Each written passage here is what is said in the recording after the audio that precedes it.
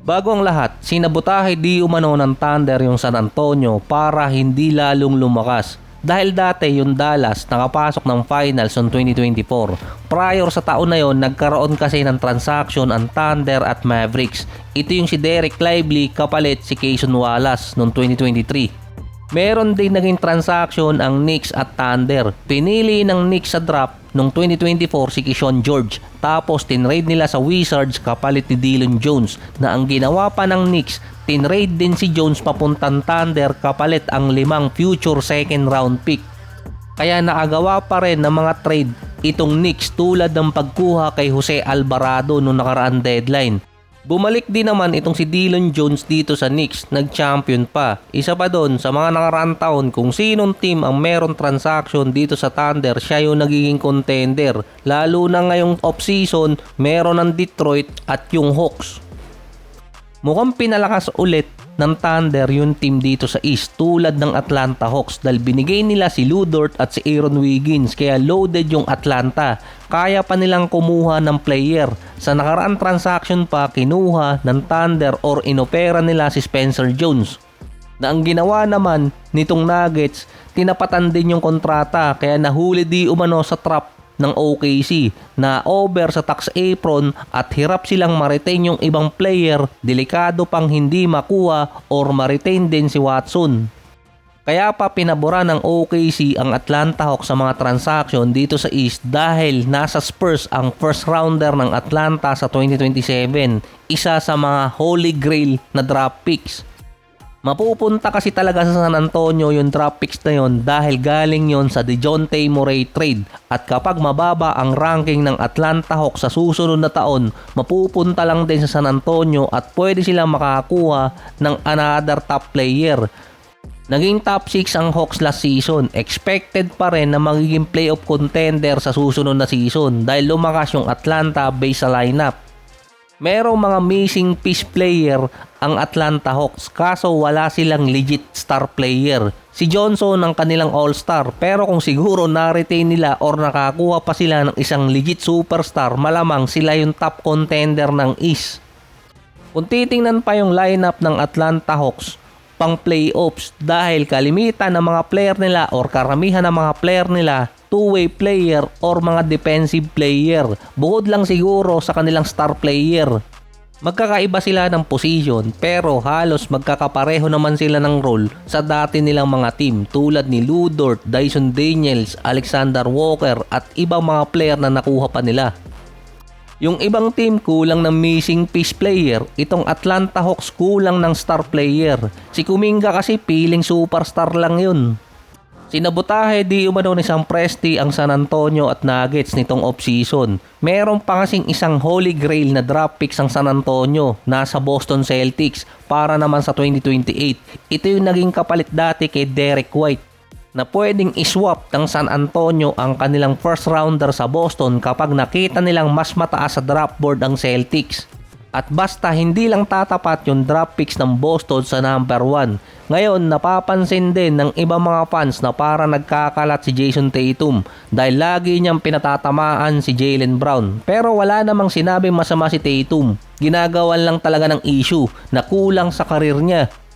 Base kay Tatum, ayaw niya kasi mapaligiran ng tao na maraming alam. Totoo naman kasi yung sinabi na maraming alam si Brown kasi genius yun. Saka nakakatulong sa mga player na nagkakaroon ng problema mula kay Kyrie hanggang kay Ja Morant.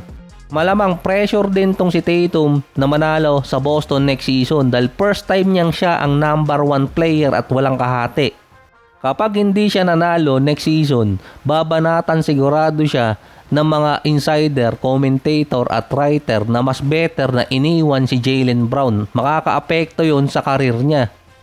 Pero hindi rin mas okay na mapansin siya ng mga ibang insider, commentator at writer dahil yun ang hindi nangyayari sa kanya dati since kasama niya si Jaylen Brown. Pero dahil nasa Boston yung Holy Grail na papuntang San Antonio, posible kasing sunod na palakasin din ng Thunder yung Boston dito sa East dahil merong isang player na pwedeng i-trade yung Thunder papuntang Celtics. Dahil sa parehong taon na 2028 kung saan posibleng mapunta yung first rounder ng Boston sa San Antonio, magsisimula na rin kasi yung kontrata ni SGA na 60 to 75 million. Sila din yung papasok sa sitwasyon ng Nuggets na lagpas na sa tax apron. Lagpas na nga sila ngayon sa second tax apron, 2 taon pa mangyayari yung kontrata ni SGA. At kailangan nila mag-retain ng 4 na key player dahil ang Spurs ang malamang ding sumunod sa Thunder, pero meron silang at least 3 or 4 na taon pang natitira na buffer, depende kung may iwan si De'Aaron Fox. Ang Spurs kulang pa ng 2 or 3 player dahil yung isang rookie nila merong injury. Ang nakuha nila sa free agency si Tobias Harris, ginamit yung mid-level exception. Siya kasi yung pwede maging starting power forward. Meron pa silang isang na-sign, si Jordan McLaughlin. Hindi ko lang sigurado kung tama bigkas ko dun. Pero mostly na pwede makuha ng San Antonio mga minimum contract na. Meron sila ngayon 2 high-profile draft picks na pwedeng iswap. Yung isa sa Atlanta, yung isa sa Boston. Pero ngayon mostly yung sa Celtics na dahil posibleng maging mataas na or bababa yung sa Hawks. Nawala na yung mga trade rumors ngayon sa San Antonio katulad kay Naz Reid. Ang kinukunik bigla itong si Steph dahil di man wala na nga magawa yung GM nila sa free agency. Lalo na yung report na magre-rebuild.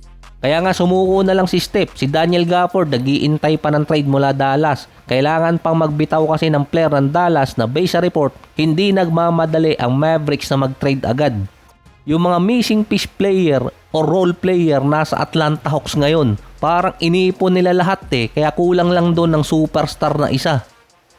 Binanggit ulit ang Dallas na hindi nila iti-trade si Kyrie dahil meron pa rin mga report na posibleng iswap siya para dito kay James Harden kahit tapos na ang pagpili ng team ni LeBron. Hanggat hindi di umano nagre-request ng trade si Kyrie paalis ng Dallas, hindi nila iti-trade. Fully recover na rin si Kyrie ayon sa report at iniintay na lang magsimula yung training camp by end of September or first week of October. Meron naman bagong binubuhay na trade destination para kay Kevin Durant. Ito rin yung Dallas Mavericks.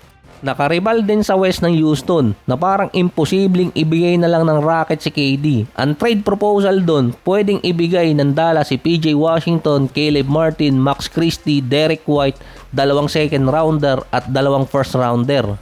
Na kailangan pa nila ng isang team na sasali. Based doon, nagmamadali din si Masai Ujiri na makapag-build agad ng team around dito kay Cooper Plug. Dahil nagawa ng San Antonio ng mabilisan, hindi natuloy yung trade kay KD sa Pistons kasi nga dinenied. Ang laki ng hinihingi ng mga draft picks ng San Antonio. Parang walang permanent team din si Kevin Durant mula nang umalis siya ng Golden State. Hindi siya nagtagal sa isang team tulad sa Nets, Suns at ngayon naman possible sa Rockets. Maaga na lang din nagsisimula sa workout si KD kasama yung ibang mga player. Mas maaga siyang nagre-ready ngayon for next season na kalimitan August pa nagsisimula. Yung ibang mga player din nagpapagaling sa injury. Si Kevin Durant mukhang nakarecover na rin. Pero mukhang yung mga teammate niya sa Rockets may PTSD na dahil active ulit sa X-Burst or sa Twitterverse itong si Kevin Durant. Nagre-reply na sa mga fans. At least sarili niyang account yung ginagamit.